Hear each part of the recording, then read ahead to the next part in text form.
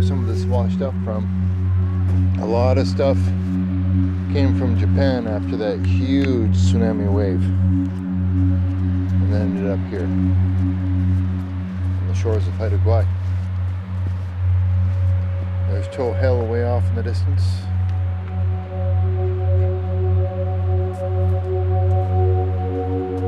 If there was a tsunami wave coming our way, that's where we'd be going.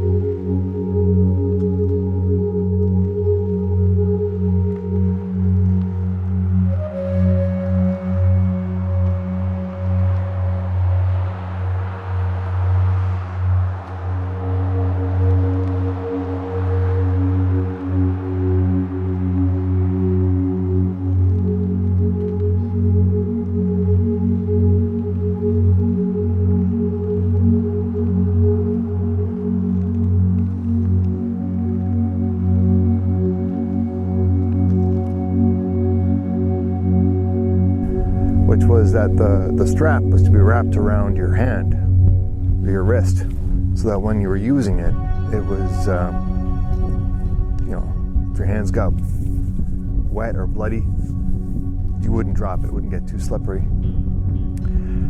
But that dagger got me to thinking, because I suspect there's one hell of a story to tell. It was very dull. It was not a cutting implement like you would expect a typical knife to be. Right? I mean, there was no cutting edge. It was definitely a stabbing implement, or possibly a digging implement for clams. And it was dull. It was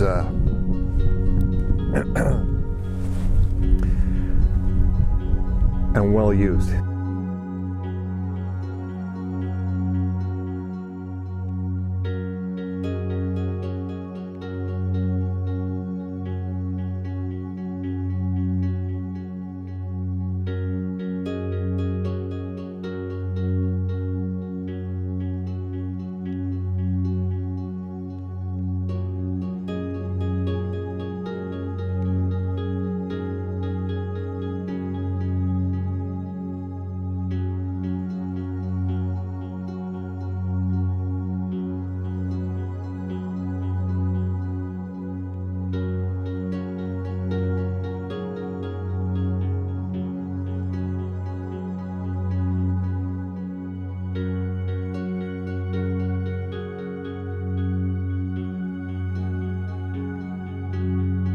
Just the sheer toughness it would take to paddle one of these seafaring canoes across the Hecate Strait in less than favorable environmental conditions. I mean, it takes a huge ferry 8 hours non-stop to go from Prince Rupert to Skidegate.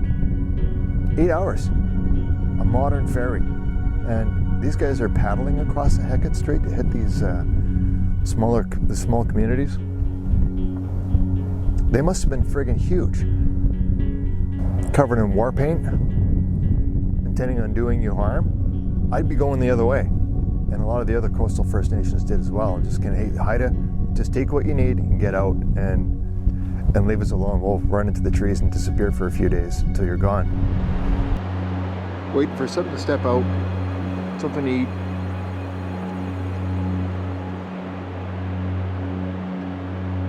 Always observing. Vigilance.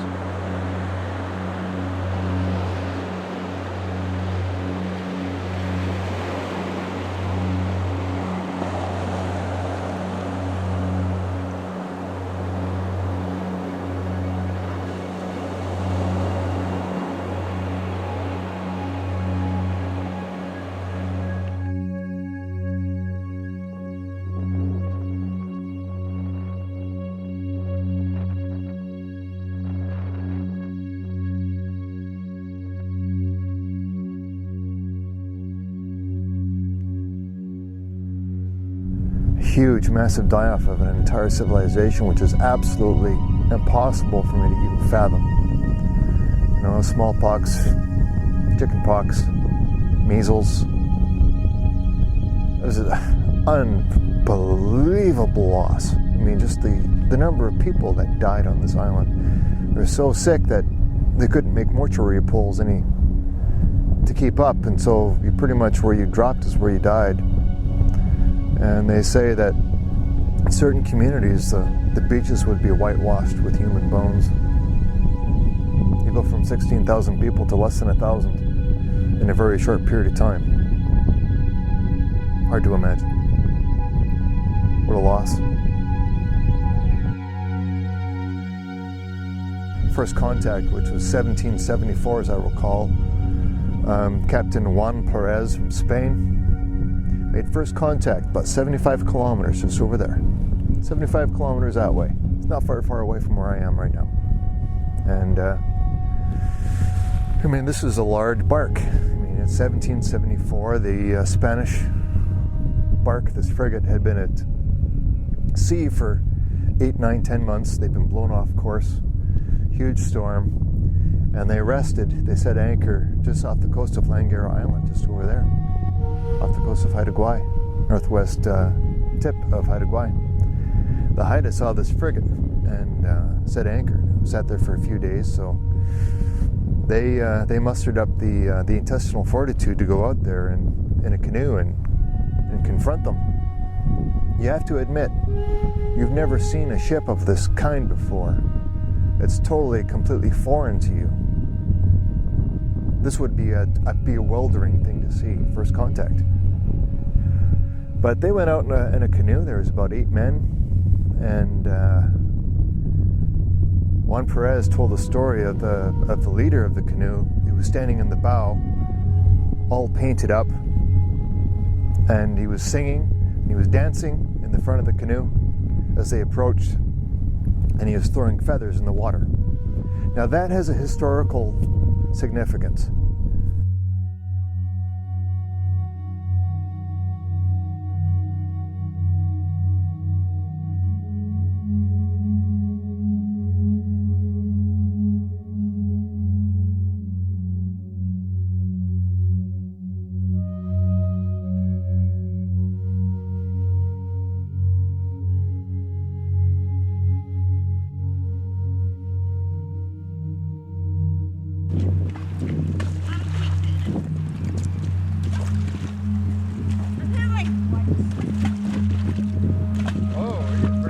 Love to have read the stories about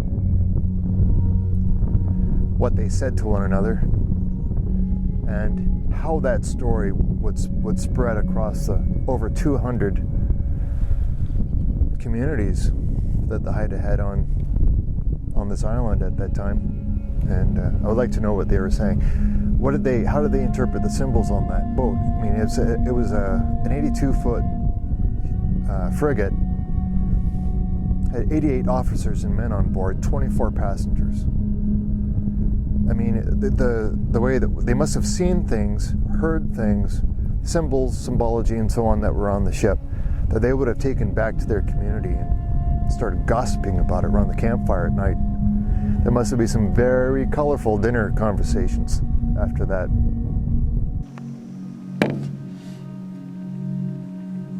It's Gaby's playing frisbee with a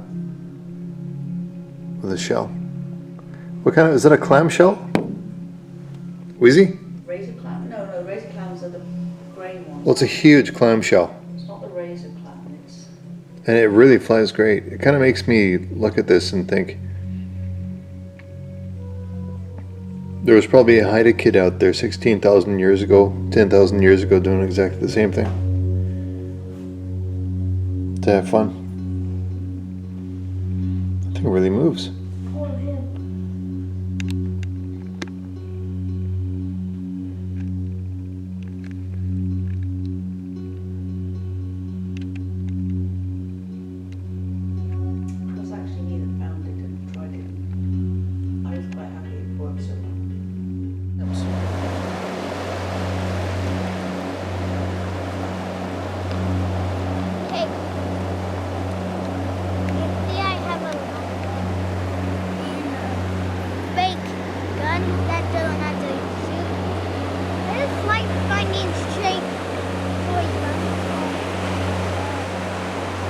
go see what's over here.